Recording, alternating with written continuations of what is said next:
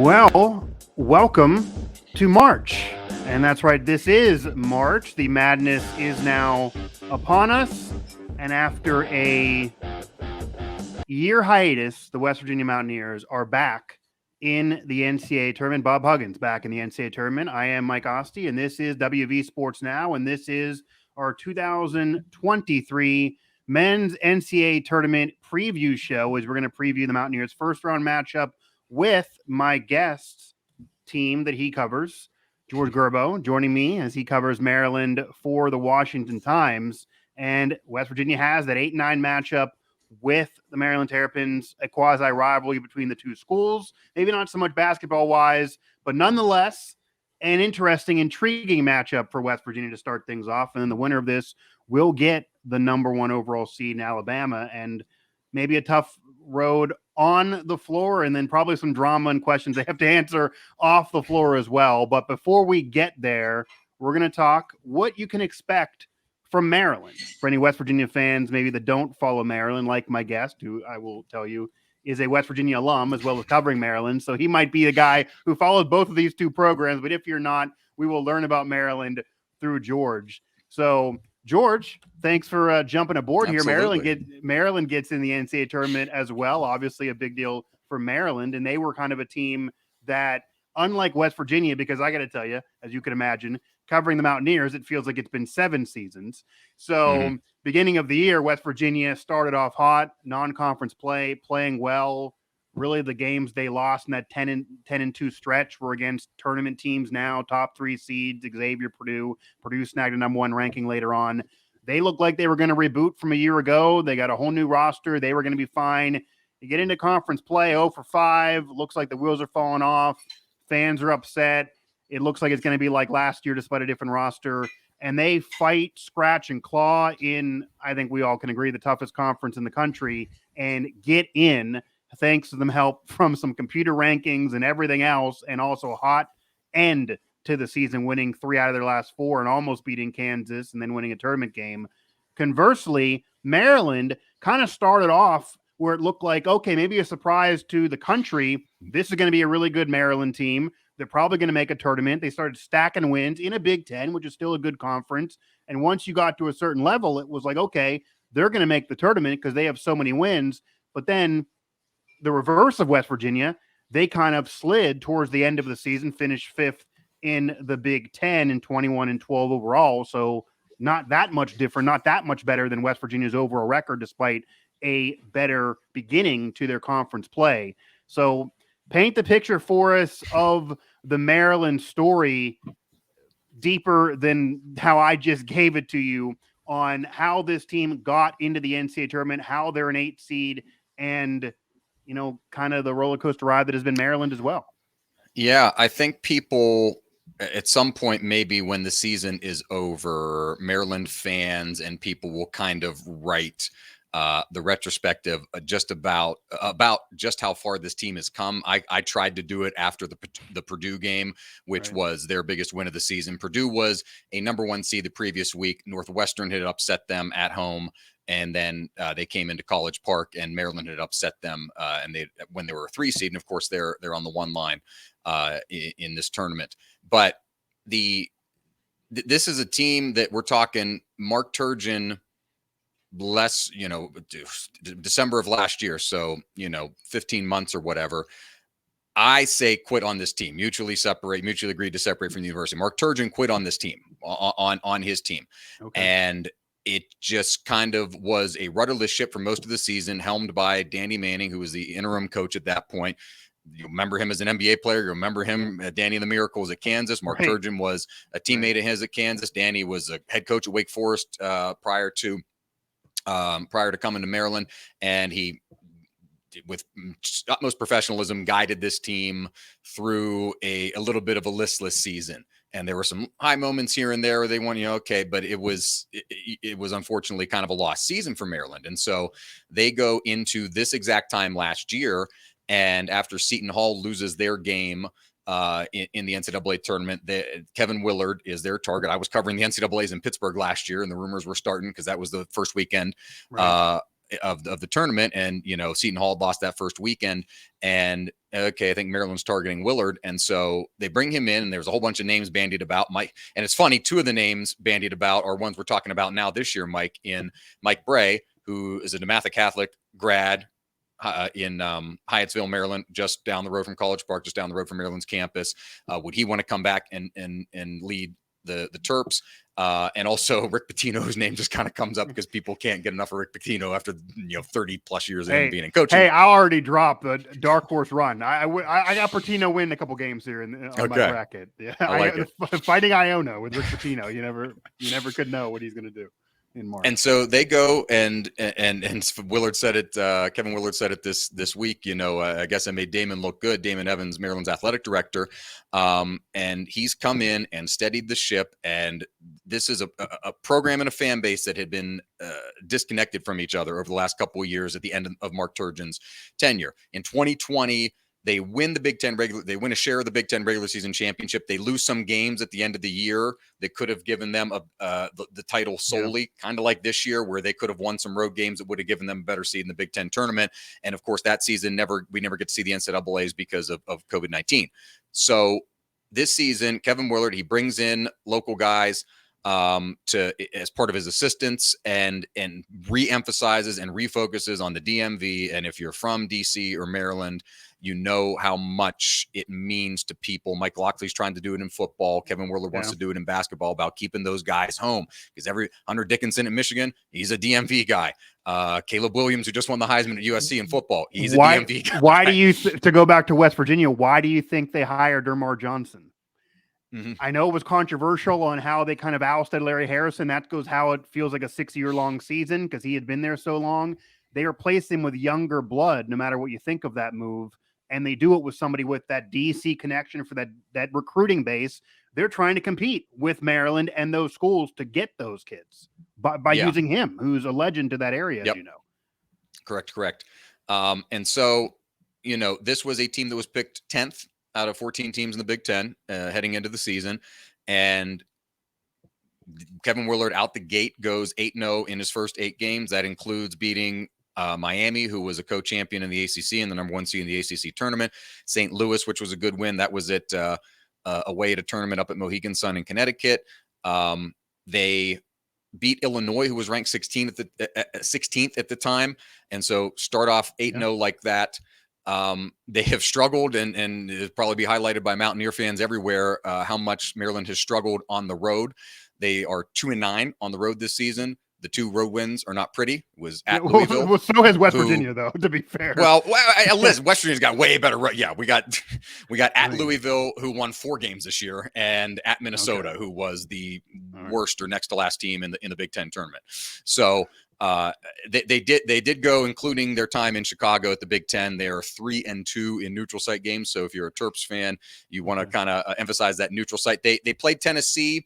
Tennessee was ranked 7th at the time. They played them at the Barclays Center. That's the 2nd straight year. Maryland's gone up in December to play in Brooklyn. They beat Florida up there last year after Turgeon had quit. And now this season they lost by 3 to Tennessee up there. And they also played in Uncasville, the Uncasville tournament, which those 2 games were neutral site, beating St. Louis and Miami. So, and the 1 game they won last week at the Big Ten before they lost to Indiana. So bad away from home, bad on the road. At home, 16-1. 16-1 this season at home. The only loss to UCLA, who is a 2 seed in this NCAA tournament. UCLA smoked them 87-60, but they knocked off Purdue. They knocked off Ohio State, who was ranked at one point.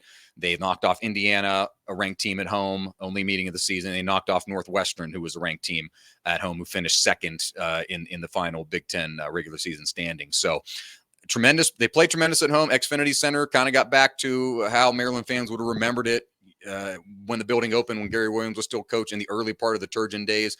They sold out the building multiple times this year. That hadn't happened in 4 or 5 years. So the magic is back in College Park to be certain about it. When you have questions, it's about how this team performs away from home. And I think Kevin Willard kind of admitted it last week in Chicago. Jameer Young struggled in their first game. They still won.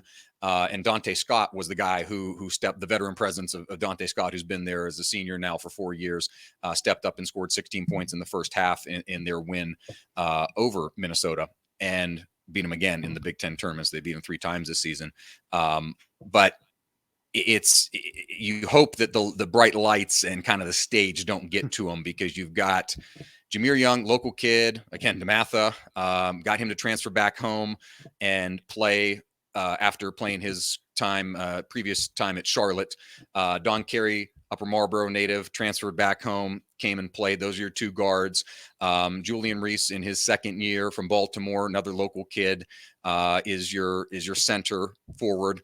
And the 2 senior leaders, Dante Scott and Hakeem Hart, kind of round out Maryland's starting 5. So I expect to see a guy like Dante, who I consider the heart of the team. Jameer Young is the engine that makes this team go offensively, and they play a very up-tempo style that Kevin Willard instituted here that wasn't the case under Mark Turgeon. But Dante Scott is this team's heart. He's this team's soul, in my opinion. And so when Maryland needs a pick-me-up, it may not be, he may have a, 0 points or 1 point on his score line, but he does a lot on both ends of the floor, especially defensively, and kind of is I would say, the emotional leader of this Maryland team.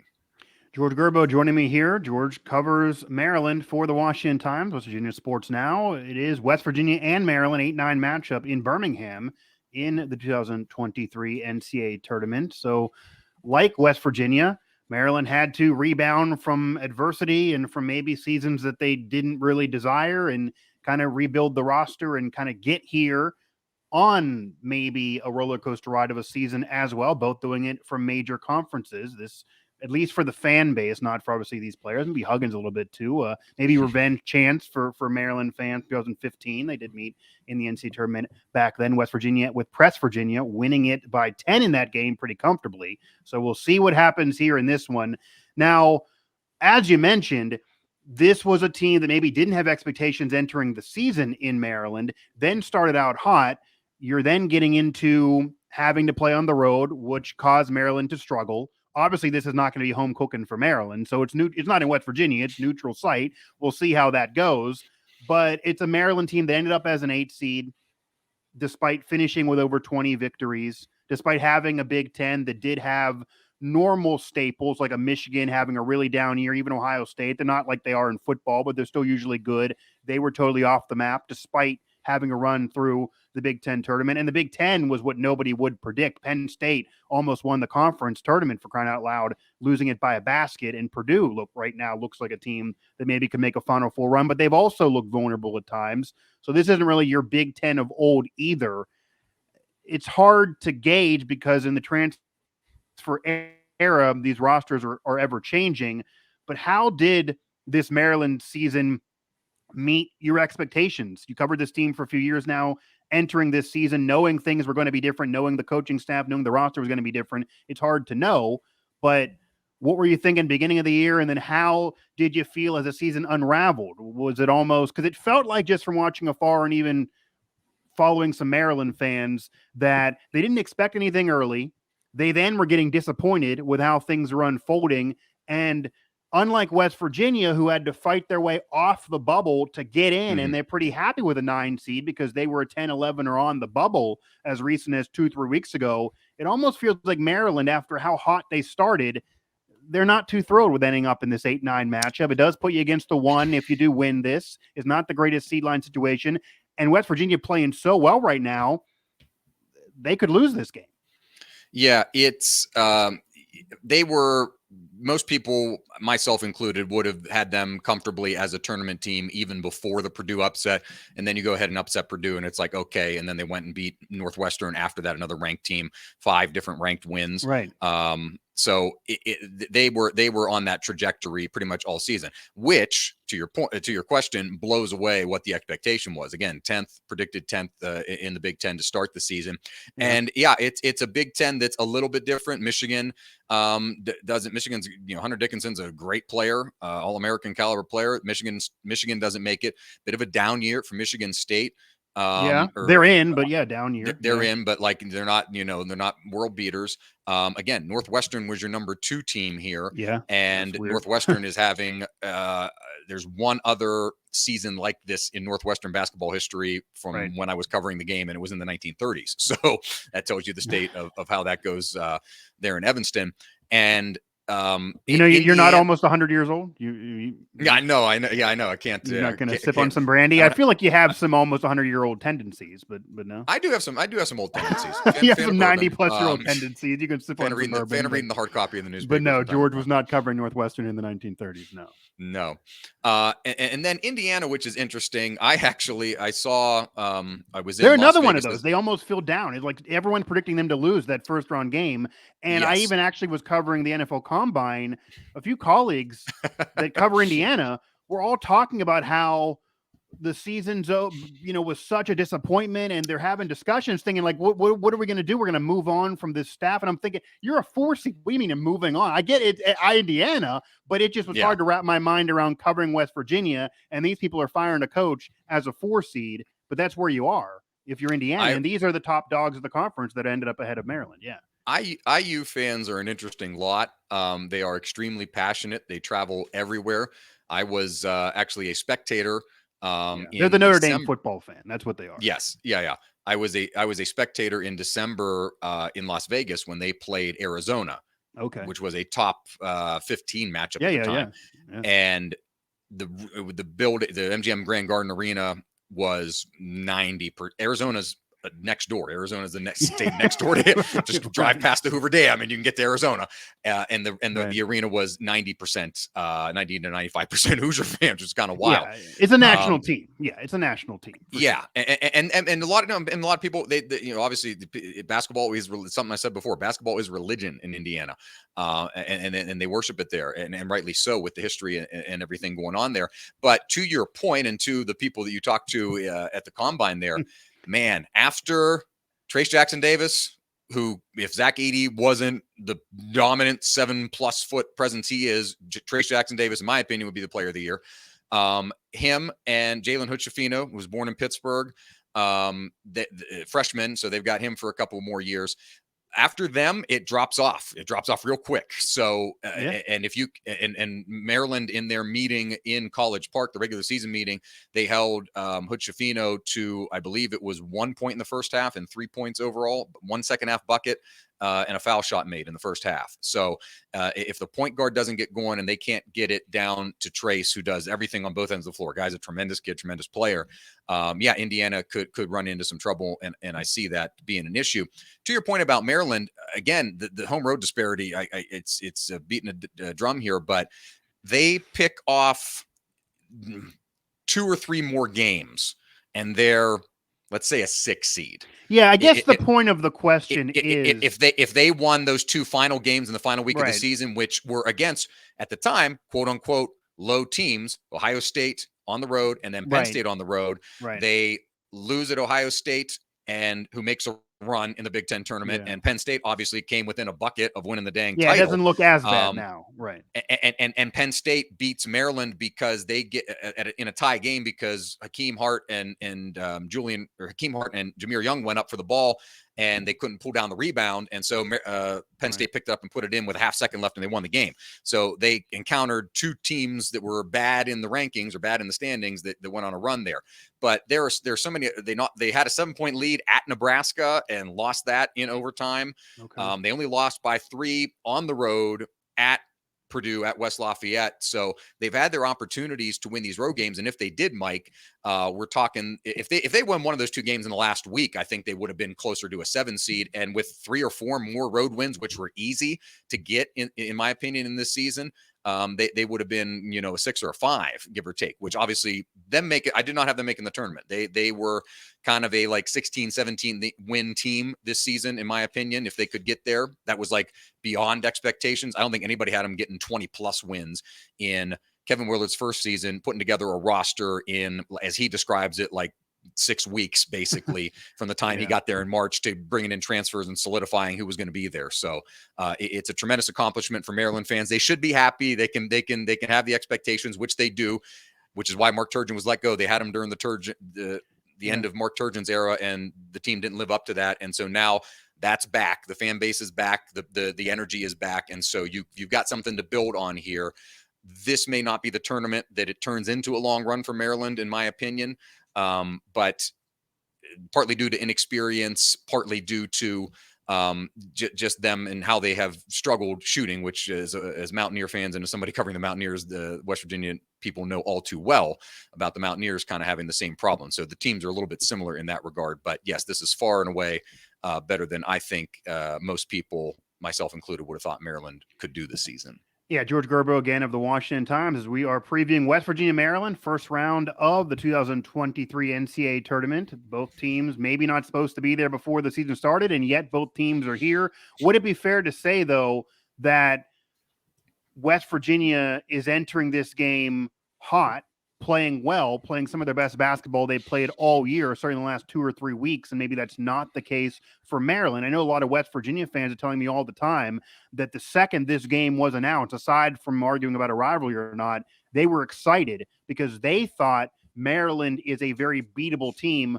for West Virginia. If Maryland gets cold and maybe West Virginia has more depth, that if they get healthy, they haven't always been healthy this year. They've had Trey Mitchell was in the witness protection program for weeks. Emmett Matthews missing time. Eric Stevenson was in and out of the doghouse all year. But now they're building a crew and seeming like they're playing together, that if they play like they've been in the last few weeks, this actually could even be where West Virginia runs Maryland out of the building. You also mentioned Maryland maybe could have the bright lights in their face, and that could be an issue.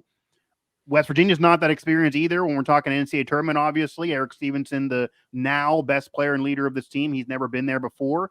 He got robbed with the Wichita State year because of COVID. His team was good enough that year, but they didn't get to play. So same thing could happen to West Virginia. They obviously have the experience coaching-wise. But is it fair to maybe say, as somebody who's watched both of these teams, that this is a favorable matchup style-wise and how they've been playing recently for the Mountaineers? Or are you seeing it differently from the other perspective covering Maryland? If I gave a slight edge in terms of hot, I mean, it's a relative term, West Virginia, and again, I'll put out my. Yeah, you got destroyed by Kansas. You win the one tournament game, but they were dribble away from winning, beating Kansas earlier. Sure. And I'll put out my disclaimers. You kind of mentioned, I went to both of these schools. I'm an undergraduate at West Virginia, yes. My master's degree at Maryland. So I know both sides of this probably more than most people very well.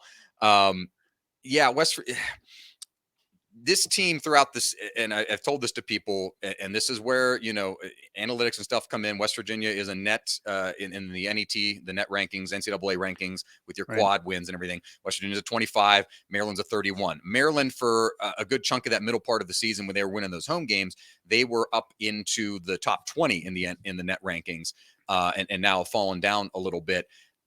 If you visually watch, I visually watch I'm a fan of West Virginia basketball. I cover Maryland basketball. If you visually watch West Virginia at times this season, they don't look like they should be a tournament team, in my opinion. Like, it's just like, how in the world is this the game? The one that sticks out in my head, like, there's so many of them. The one that sticks out in my head, the game at home against Baylor. Around just after New Year's. That was an easily winnable game against a really, really good team and at home in Morgantown. And they couldn't figure out. Well, the Texas Tech loss before they went on this streak where they've been hot. Now, I actually went on shows and flat said I didn't think they should be in the tournament once they lost that game, because right before it, Eric Stevenson and everyone was talking there saying it's not fair. We have a tougher schedule. Okay, you're playing the worst team in the conference now and you lose and you're at home. So there's no more road conversation. But then they turned around and basically made me sound like an idiot because they were then red hot after that. So it's been hot and cold, but they have those stains. But then, as you mentioned, which they have 4 top 15 wins in the midst of everything you're saying as well. It's really hard to evaluate. Asking yourself, like, all right, like, how did they figure it out? Right. If you're a West Virginia fan, I think the biggest thing that you're worried about is what team shows up in Birmingham on Thursday.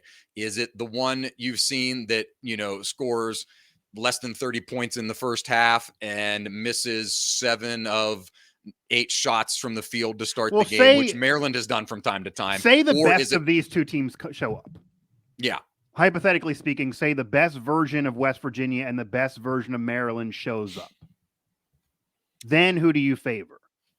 because the conversation has really been West Virginia playing so much better recently. Maryland did fade a little bit. Usually teams that go on a run in the tournament, and again, I'm not saying that West Virginia is going to the Final Four here, but usually teams that go on a run carry over from being hot at the end of the season, unless they go on this conference tournament run and then they're exhausted. The Mountaineers kind of did have that perfect stretch where they're playing well, they're hot, but they didn't have to exhaust themselves. They have been off for a week or so because they didn't go on a long run in the conference tournament.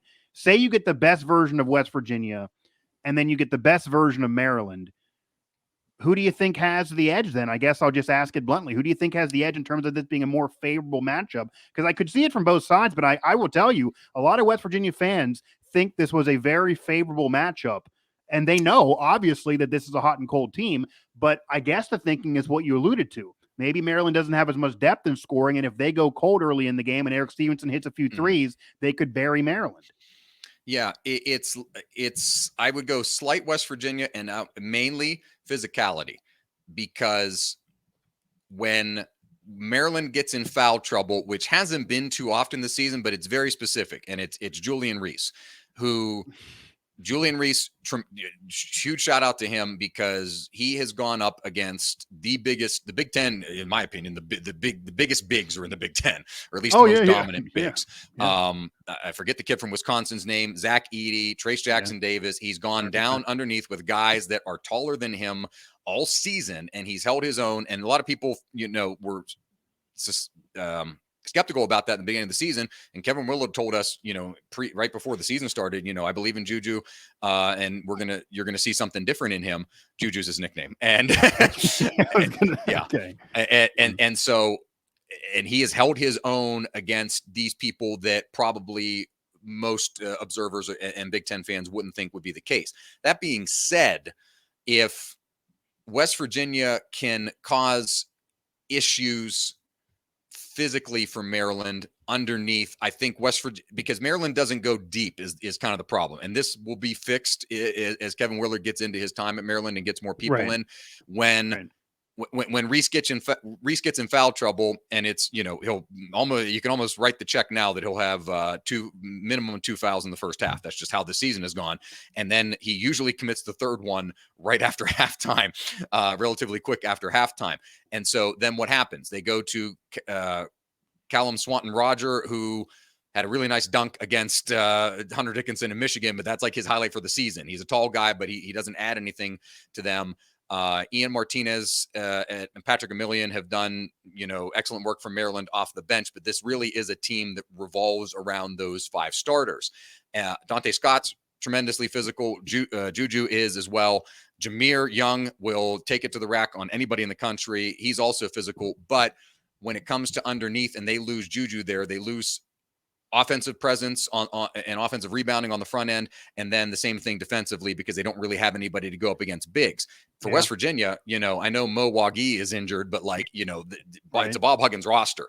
I've been watching Bob Huggins basketball, all my life now, or most of my life, since we were students. And he's going to have guys that are going to, I described it as a stick fight earlier this week. It's going to be a stick fight. Maryland will hold their own in that regard. They can play physical, but I think West Virginia has the advantage in physicality. On the flip side of that, Maryland's got the advantage in shooting. When they're on, they are on. And when that might be a surprising thing for people to hear, because a lot of even national people that are thinking West Virginia could maybe go on a run, even I've heard some say they could be an issue for Bama. It's because if West Virginia gets hot shooting wise and Eric Stevenson actually hits these outside threes, they think West Virginia could maybe have a feast of it. But maybe that's not even the case in this first round matchup. That's fair, but in my opinion, I've seen West Virginia not have it click shooting wise too many times this season for me to believe in them. That's my issue with the Mountaineers. And at end of game too. If it's going to be a close game at end of game, 100%. How many end of games when you've got stats up or whatever, and it's like West Virginia scoreless for the last 358. George, I'm sure you saw this. I would say at least, and I'm not even exaggerating here, if they would have closed games better, and I'm talking about just on shot selection in the final 3 minutes. And Eric Stevenson's been the best player on this team. He's now the team leader. He's playing really, really well. I've said it. I got heat for it. They wouldn't even be there if it wasn't for him. And a lot of fans don't like him that much. But with all of that said, his shot selection in the final 3 minutes, like if this is going to be a close game, it's not that great. He's chucking threes when they're either leading by 4 or 5, or say they're down by 3 or 4 and there's 3.5 minutes left. He's shooting a Steph Curry 3. It's like, that's not what we need right now. That's not the game. That's not what that team needs. So if they get into that mode, they've lost games in those final 3 minutes numerous times this year. And if they swung a few of those, they would have not had to worry about the bubble. And an advantage for Maryland is Jameer Young, because West Virginia really doesn't have a true point guard. What game was it that I think it was Kedrian Johnson that just dribbled out they had the ball against Kansas, I want to say, at home. That was the game I'm talking about. Yeah, they won 3 out of 4, but they lost to Kansas in the final second. They've got the entire shot clock basically on the road in Kansas. Apologies. They should have won at Fog Allen. Where they never win. And they should have won that game, 100%. And they're a 3 away from tying it, or whatever it was, to tie or win that game. And Kedrian Johnson just passed the ball and he dribbled the clock out. A 2 ties it, a 3 wins it, and they had room right through the floor. All they need to do was tie the game and then go to OT. And nobody knew what the situation was. Nobody knew what the play was. And that's the frustrating side of West Virginia basketball. So I think Maryland has the advantage on the shooting side. I will say that they've had their own issues. It's corrected a little bit. They would, especially those road games, they would start out cold, 2 of 13 stretches. But Kevin Willard has been really masterful at this during the season, where he will do the stop the bleeding timeout, and they'll come out of the huddle and they'll go on a 7-0 run or something like that and kind of get back in it. So they've been able to orchestrate that. They are incredibly bad from 3. They're not a good 3-point shooting team. They will continue to put them up. Shooter's going to shoot. Don Carey, who had not been the best from 3, the other guard earlier this season, he has started to click a little bit. He's not going to blow you off the score sheet, but he'll add in 6 to 10 points here that are pretty crucial for them. And the scoring will be pretty well-rounded. That's kind of a difference I see from watching West Virginia. It's Eric Stevenson. Eric Stevenson can drop 27 to 30 a night on any given night. Jameer Young can do that, but that's not his forte. It's Jameer's got 16 points, and Juju Reese has 12 points, and Dante Scott's got, in the Big Ten game, Jameer Young had a cold night. Dante Scott had 20 and 16 in the first half. Hakeem Hart can go off for 17. So it's really, there's not one, everything goes through Young, and he's kind of the heartbeat of the scoring and heartbeat of the engine, but it's not a team that relies on one person in particular.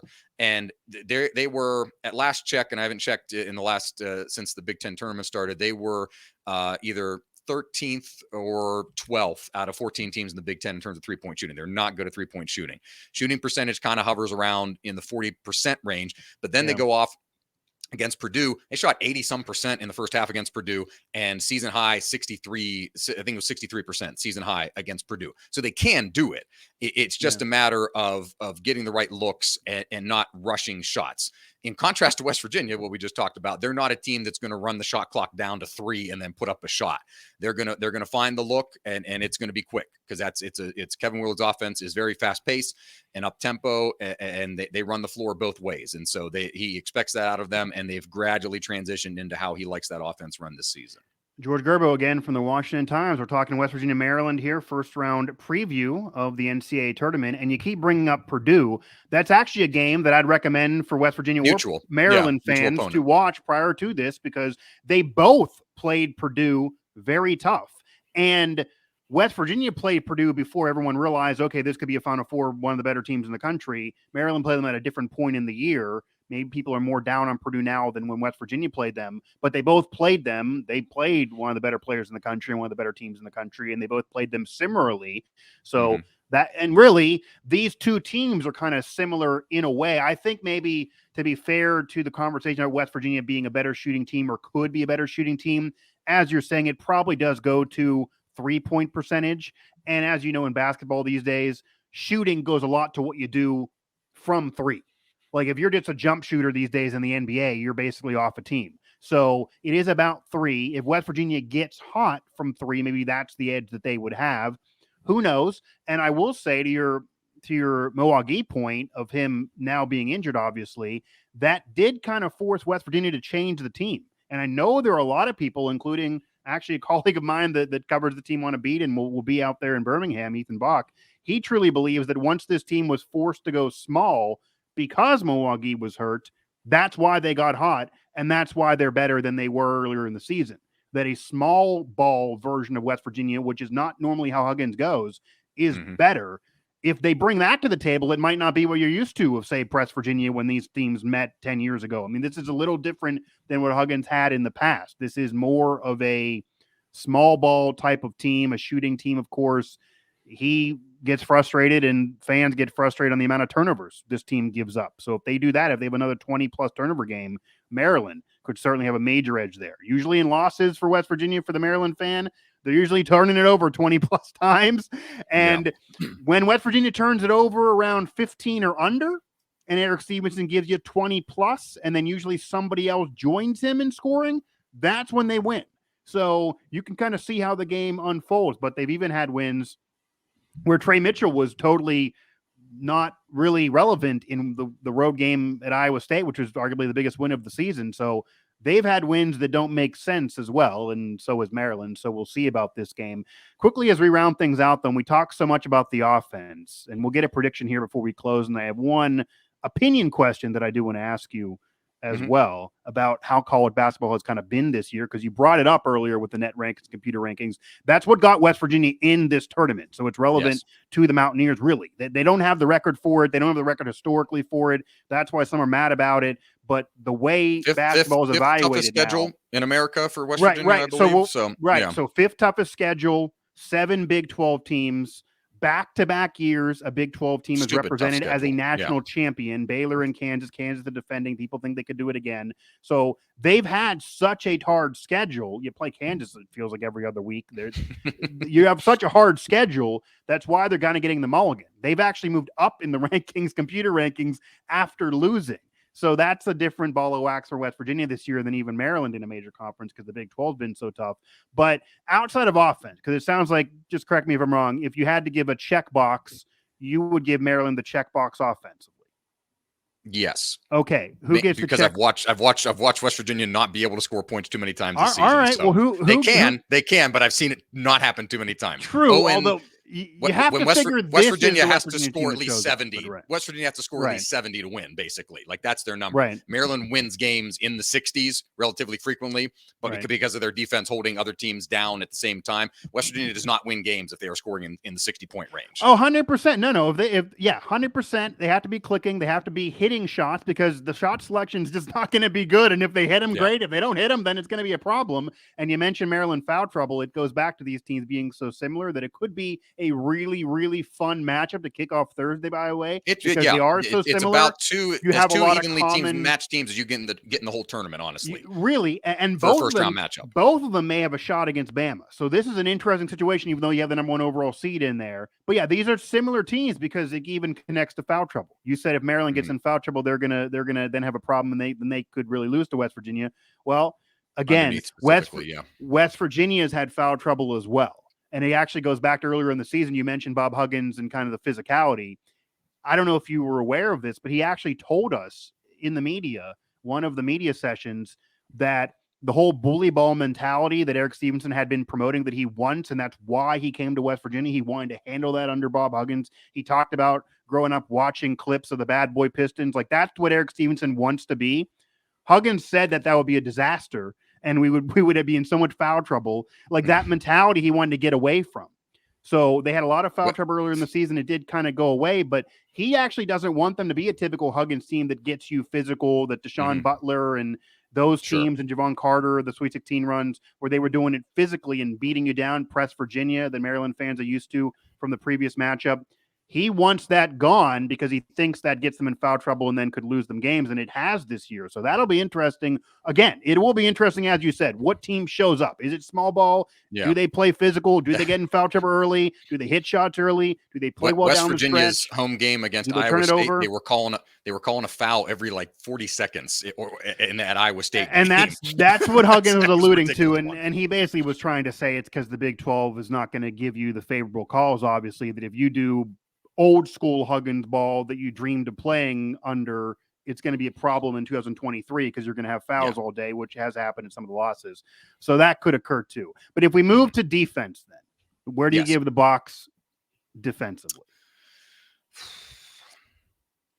I'll go Maryland here again, just because it is locked down very much so in this last part of the season. Their last 16 games, in their last 16 games, on average, 60 points a game Maryland's allowing, and they held Purdue to keep 54, which was their season low this year in that game in College Park.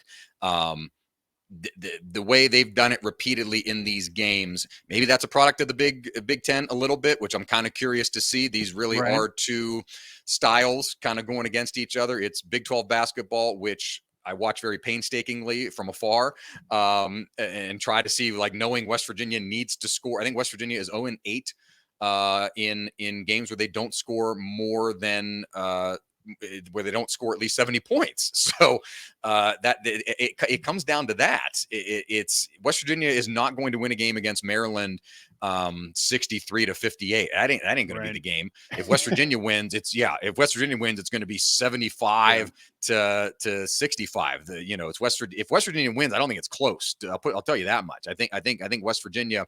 I think that's why some West Virginia fans think this is a good match. Yes, they have the ability to potentially run Maryland out of the gym. They have the ability when Eric Stevenson is clicking and when Keedy Johnson is clicking, and not dribbling the ball, not dribbling the clock out. They can put the foot down and get into the 70s, which they're going to need to do to win. And if they do that, that means Maryland hasn't had a good day offensively shooting wise, because just the way the rhythm of the Big Ten is, it doesn't require Maryland to have to go out and put up 70, 80 points a game. So if that's the case, then West Virginia, if they're to win, it's going to be an 8+ point win. And I still believe, as we talk here, West Virginia is the favored team according to odds makers by 1.5 to 2.5 points, depending on who you talk to. So if Maryland's to win this game, it's not going to be them blowing a team with a high number. They could blow a team out, but it's going to be because they've held them into the 50s in scoring, which it can do with West Virginia, especially when the Mountaineers go out and put up 23 or 27 points in the first half from time to time. And then Maryland can come back and win a game 63 to 52. I can see that happening. If West Virginia's to win, it's because they are scoring the ball. I don't see West Virginia winning a close game in the 50s or 60s here. If they do, I will be immensely surprised. I really will. Okay. Well, things that George has predicted the opposite has happened many times in the past. So I knew it. I'm almost willing to put money down that it's like a WVU 62-58 victory somehow. If you went to rebounding then, because this has been an interesting topic for West Virginia most of the season. Huggins' teams, he's always about rebounding. He went into this season talking about how we're not a great rebounding team. We got to at least compete rebounding wise in order for us to win. They were so bad rebounding a year ago. I don't think they won one rebounding battle the whole season. That's how frustrated he was. But they've competed. But there's also been games where they competed in rebounding and Huggins was still down on the effort. Like, he has really a high bar for this team rebounding wise. I think it's because of the shot selection is not good. So they need to increase and gain as many possessions as they could or stop the opponent. Who do you give the edge here rebounding wise? That's an easy West Virginia, easy to West Virginia because of the Mountaineer size. West Virginia's got bigger players to get underneath on both ends of the floor. They haven't won the rebounding battle a lot this year, though. That's interesting then for them to be so easy of you to pick them for this game. That's maybe why it's favorable. Juju Reese is great at it for Maryland. Hakeem Hart and Dante get in there. Those are your forwards.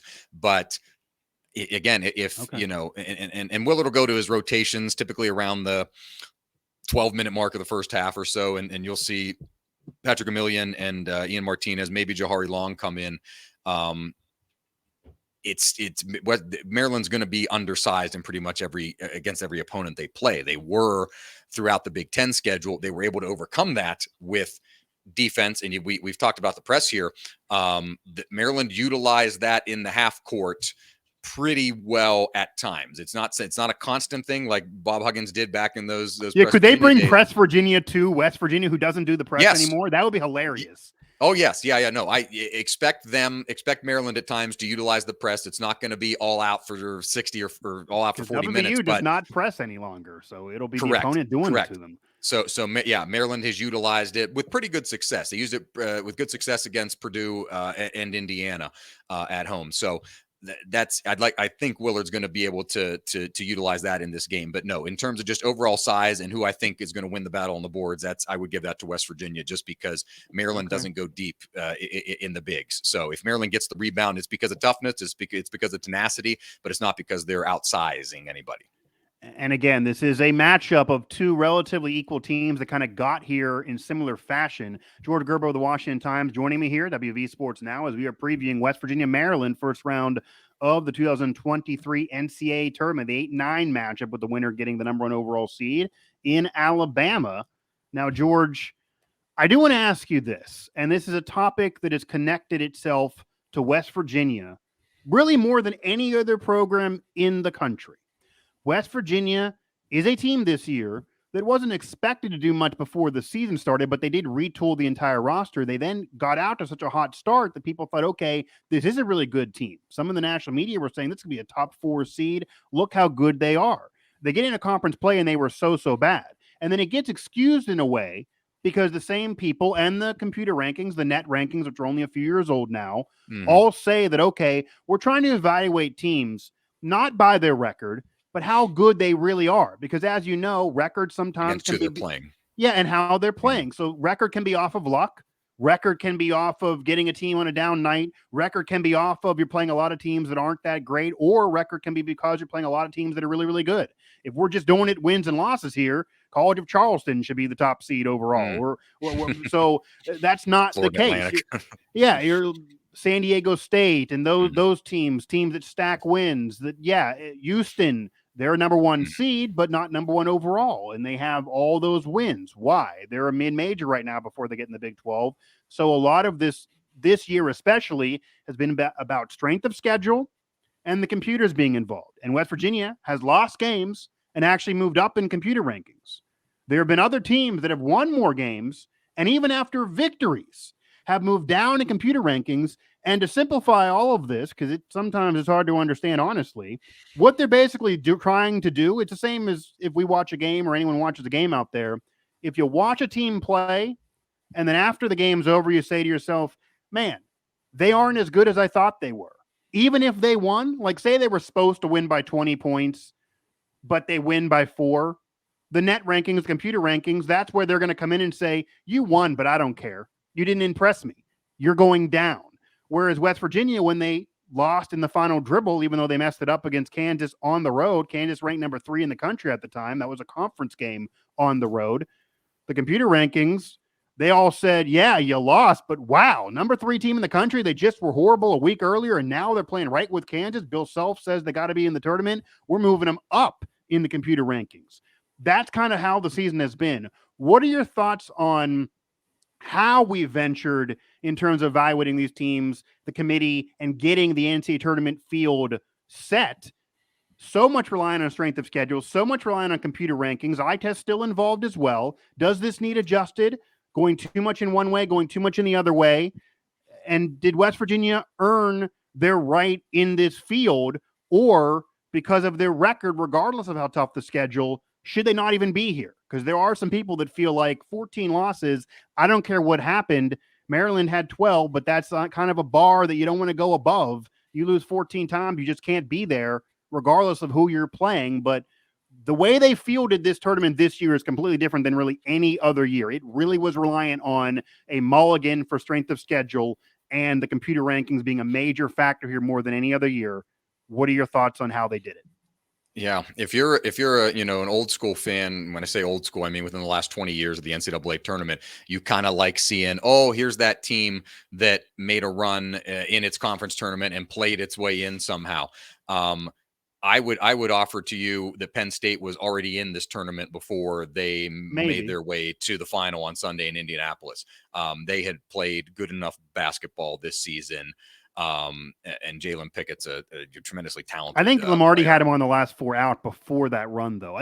We're right on the bubble, so right on the. You could argue either way. So that literally the firm of the bubble, but like they had done, even with the loss they were a tournament team, regardless of what they did in the NCAA tournament, and that means that we're getting a better picture of what these teams are doing and specifically who they're doing it against. So if you're, racking up wins against a lot of, less than ideal non-conference opponents, that's out the window. We've kind of emphasized it in basketball more so. You and I have had this conversation plenty of times about football, about how it's just get to the number, get to 12, get to undefeated, and it doesn't matter who you beat sometimes. In basketball, it's not the case. You've got to play, and shout out to West Virginia because it's a step up for the Mountaineers from playing in an invitational in the Bahamas or somewhere with 4 teams to go in and play in the Phil Knight in right. Portland, which Yeah, much that's better. where they like, played surprise Purdue. to me. I'm like, oh, right.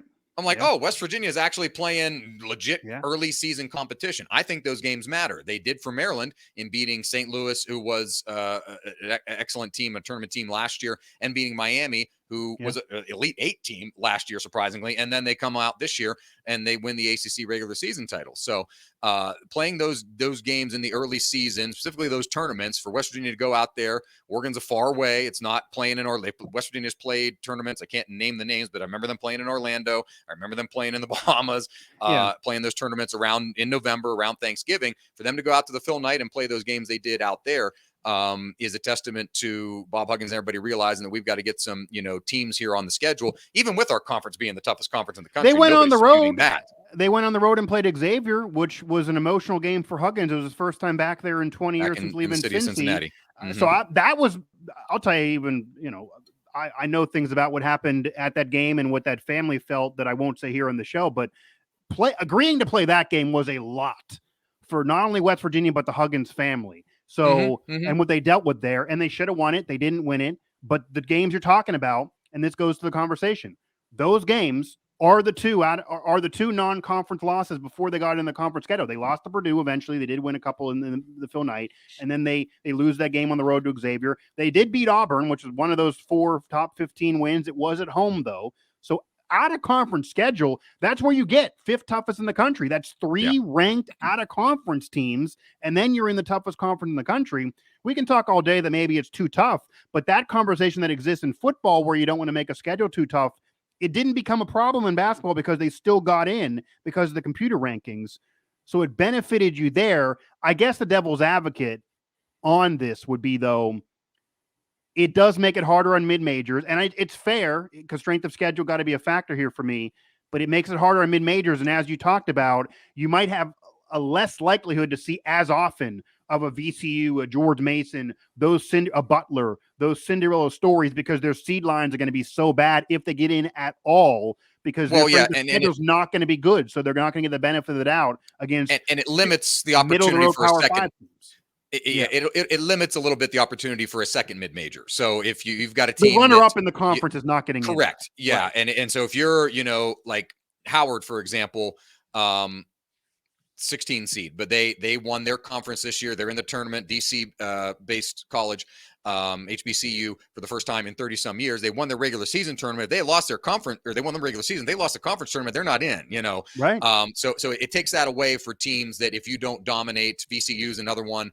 If you don't dominate your conference tournament, there's going to be very little wiggle room or opportunity for you. To the flip side of that, maybe you go 1 or 2 teams too deep. For example, Oklahoma State, of course, was, first team out of the tournament from the Big 12. Rutgers was another team that Rutgers, to me, again, we don't take the eye test. We do, but not as much as the numbers anymore. Rutgers played really good basketball. Early part of this season, and they just kind of lost some steam toward the end of the season. But if you come to me in January, I would have told you, Rutgers is going to make the NCAA tournament. And that wasn't obviously the case. So you go very deep in the Big 12 with only 10 teams, 7 of them get in, and you go very deep in the Big 10 too. So in a 14-team league. So the teams that got in are deserving of it, and I support the net rankings and actually ranking these opponents. We should do it in football, honest to God. Quad 1, quad 1, quad 2, and everything, and figuring out, hey, if you have bad losses, it's going to ding you. If you've got good wins, no matter what time of the season you do them, it's going to help you. So you don't in football. I keep going back to football for the comparison, which really isn't apples to apples. But if you lose in week 12, it's going to hurt you as opposed to losing in week 1 and winning the rest of your games. 100%. So yeah, 100%. I appreciate this kind of taking in the full body of work and beating who you beat when you beat them. If they were ranked and they fell off, too bad. They were ranked. People thought they were good enough to be one of the top 25 teams in the country at the time you beat them. That's a ranked win. Yeah, the reason why they're not ranked anymore is because you beat them. That happened to, again, a bunch of teams that West Virginia did beat in terms of quality wins. And I also think by 20 plus points, and Pitt ends up, nearly playing their way into an ACC championship game. Yeah, but they end up in the first 4, whereas West Virginia gets the 9 seed, and they had a better record, and Pitt sluggish down the stretch maybe changed the course there. But that is all part of the debate, of course, in our region, that Pitt had a better record. They were better in their conference, but they didn't. They don't have the quality wins. Small side of Pitt, and I'll tie it back to football again. When Pitt played Wake Forest in the ACC championship game in football with Kenny Pickett as the quarterback, I'm not taking anything away from him. Kind of a down year for ACC football that year. Same thing this year. It's a down year. North Carolina was the preseason number 1. They're going to miss the tournament. It's the first time that's ever happened for a preseason number 1 to miss the tournament the next year.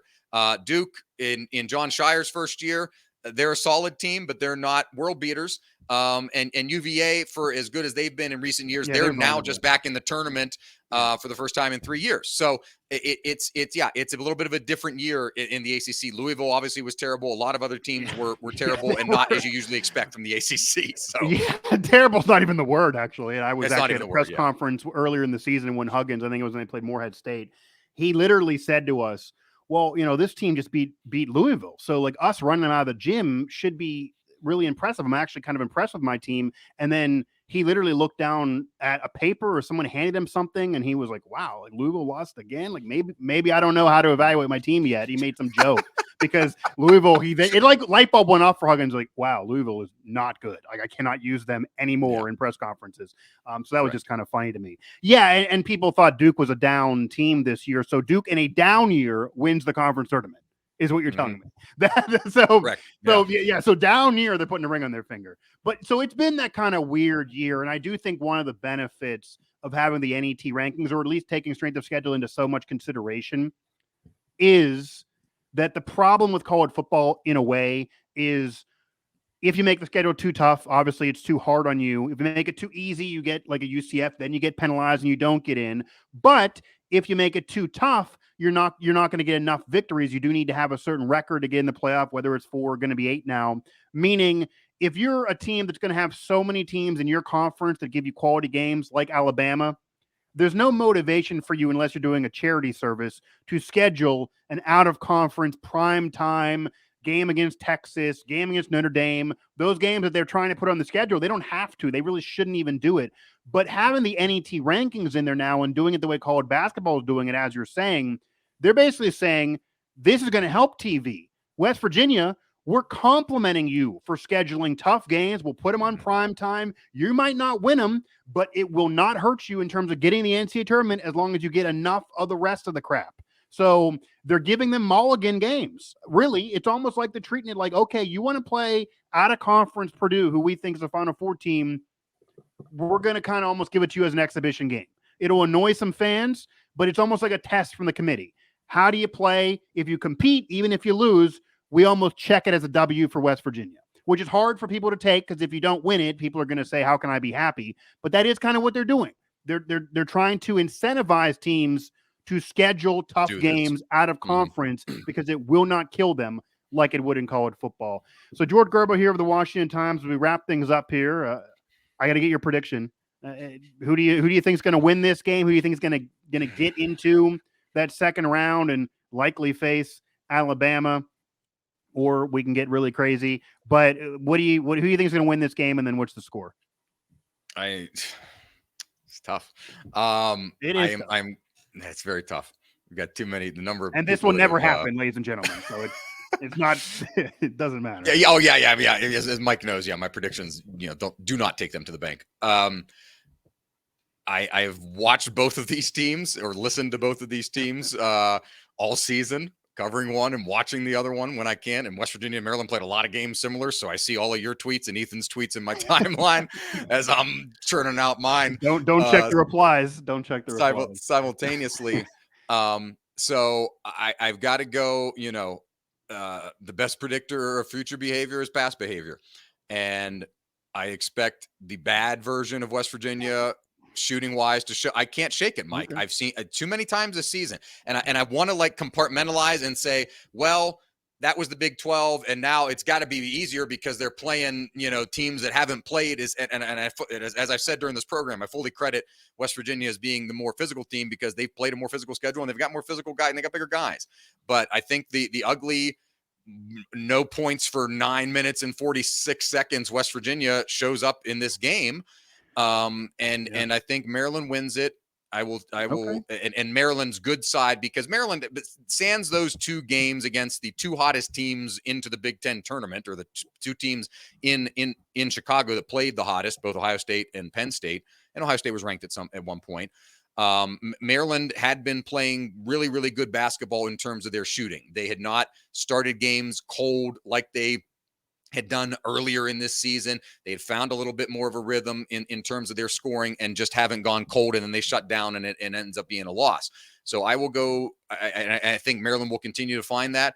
I'll say Jameer Young shakes off what his kind of like a little bit diminished performance he had in the Big Ten tournament. I think Jameer Young will score 20, and I think Maryland will win 73-60. Maryland. Okay, I was going to say, I was wondering where you went with West Virginia's score because you got Maryland over 70. Okay. Yeah, I think Maryland gets into the 70s, and I think West Virginia struggles in the first half with the shooting. It's not the John Beilein teams I watched that really couldn't miss. It's not the early Huggins teams, that 2010 team. I've been talking about the team I got to cover in the Final Four when I was a student at WVU. So got fond memories of it and everything. But this isn't a team that it's a team that can shoot like that, but it's a team that doesn't shoot like that consistently. And that's what I believe is going to be the difference. Maryland will shoot more consistently than West Virginia does. And that will be the difference in this. And Maryland's defense, too, which we talked a little bit about. Those will be the differences in this game. So I'll take Maryland, and I'll take them by double digits. Okay. So you should put money on that if you're that confident then, because that'll be beating the spread and then some. So you'd be making some cash if that was exactly how that happens, based on what we're getting in the predictions out there. If West Virginia wins, if West Virginia wins, they blow Maryland out. And if Maryland wins, I think Maryland wins because West Virginia can't score. It's really what it comes down to. I cannot shake what my eyes have shown me all season, that this team just, if they come out and have their good game, shout out to the Mountaineers. My personal side, I win either way. But I've seen West Virginia not been able to do the Jekyll and Hyde thing too much. They will go cold. And go cold for 7 to 9 minutes at a time, and it's freaking ridiculous if you're a fan to watch. As I've said all year, literally no result will surprise me with West Virginia. Them winning by 20, them losing by 20. Eric Stevenson could score 30. He also could foul out and fight a ref. None of that would surprise me. So any of these options could happen, and if any of these options happen, I'm not going to be surprised. Side tangential point there, shout out to Eric Stevenson, but there is if something gets in his head, he'll do that, and that's a liability at that point. Well, and we have seen that. He single-handedly cost them against Oklahoma State, against Kansas State. Part of the skid earlier in the season was a lot of him in the doghouse. There's a lot about that progression that I'm not even sure we fully know, because Huggins dropped a bomb at the end of the season when he talked about that Eric Stevenson is the leader of this team again. He literally said, the quote was, "And now he's really a good teammate." And Ethan and I looked at each other and we're like, so what happened in the locker room? Was he not a good teammate months ago? I know he missed a couple of shots, but the players all said they were standing by him. They seem like they're getting along. I know they're friends. I see him around campus. What do you mean? So there might, again, Eric Stevenson's season has kind of been a movie, let alone these teams. Oh, yes. Yes. And him even getting there. Mike, there was a point in time that I thought he was going to either leave the program or get kicked out of the program. There was a point in time in the season, it's like, well, damn, they're not going to have Stevenson for the rest of the year because he's either going to leave by his own choice and be like, I'm transferring out of here, I can't take it, or Huggins was just going to kick him off the team. Yeah, he's a fifth-year senior. He would have nowhere else to go. But sure. But yeah, no, I mean, and I will also say that he took the Jose Perez news of him not getting his appeal approved the hardest. Eric Stevenson every day on Twitter was free Jose, to the point that I know for sure he was asked to calm down, because it was like it was in his head that if Jose's not here, I can't play. But Eric Stevenson, I will say this for Maryland fans as we close up shop on this show. Win or lose, I would recommend watching Eric Stevenson, whether he's hitting shots or not, because he does have the ability. There's always a player, if a team makes a run, that'll become a household name. If West Virginia wins this, or if they beat Alabama, if they make a run, Eric Stevenson is going to become a household name player. He's going to score 25 plus in all these games. You're going to see him talking. He's going to be doing this like to the opponent. He's not going to be getting in bad foul trouble, but he'll still get fouls. He will try to probably elbow you, and then you'll get the call, and he won't, and then he'll laugh at you. Like, that's the Eric Stevenson that he wants to bring. And it's a possibility it could be there. And if it's there, that is really entertaining basketball. So Eric Stevenson's got some bad crazy. Eric Stevenson's got some bad crazy, but he's got some good crazy. And when the good crazy is clicking, Maryland hasn't seen anything like that this season. He's the type of player that you can just tell, even though he really, really frustrates Bob Huggins, that Bob Huggins secretly loves the hell out of him, because they are very similar personality. Eric Stevenson has been upfront and has said that he wishes he had his whole college career under Huggins. If he would have known it was going to be like this, and it's not always been good for him, he would have been there years ago. So Huggins convinced him to come to finally get into a tournament, to be the leader of this team. He proclaimed himself the leader of this team. And then Huggins all of a sudden mid-season was saying, I'm looking for leaders because my leader is out here losing games for us. And then you got to give credit to Eric Stevenson to get it back, where now we're saying he could be the best player, and now he's a leader of the team, and now he's who Maryland got to watch for after being in the doghouse 2 months ago. That's actually a credit to him. I mean, we're talking about a 22-year-old. He's matured a lot in 2 months. So I'm not assuming he's all of a sudden going to get back to where he was in January, but you never know. I do think West Virginia wins this game if we see who we've been seeing. And I've watched them closer than I've watched Maryland, obviously, but I'm going to pick West Virginia to win this game. I'm going to go West Virginia 73. 70. Yeah, I'm going to give maybe the same point total. I'm going to give like anywhere 72 to 74 range. I'm going to go final 72 to 64, maybe. Okay. A comfortable win, but not in any way a blowout, because they're just going to, Maryland will score points at the end, even though West Virginia feels it'll be comfortable. I think West Virginia will win this game. Either way, I do think this is big for them to be there with how the season has kind of unfolded. But this is, again, for a noon Thursday kicking off after the first tournament. Starts the first round of the tournament. This has a lot of potential to be a very entertaining game. And I also feel, and I even said this to them actually on their media Zoom, that for guys, CBS, you got the big network. Well, I'm saying for guys that are NBA guys, like Charles Barkley admits, he said it to us. I don't watch college basketball until February because I'm covering the NBA. I told him, you're going to love watching Eric Stevenson. Win or lose, he's going to be entertaining to NBA guys because he kind of plays that 90s NBA basketball with the ability to hit with the ability to hit threes. So, yeah, this is an intriguing matchup. Nonetheless, it could go either way. These teams are similar. Maybe it could go off the rails for either one of these teams. It definitely can go off the rails for either one of these teams. We could go out. They both start like 1 of 13 from the floor, and we're at like 9 to 7 at the first media timeout or something. Yeah, it could be. And also, I think who gets in foul trouble early could really be a problem here, because Huggins has been pretty prone to handle lineups differently on the road. Obviously, this is neutral site than at home. So if West Virginia's in foul trouble in the first half when they're on the road, he'll sit Eric for like 5 minutes. That's when Maryland could really catch up and build a lead or come back in a game.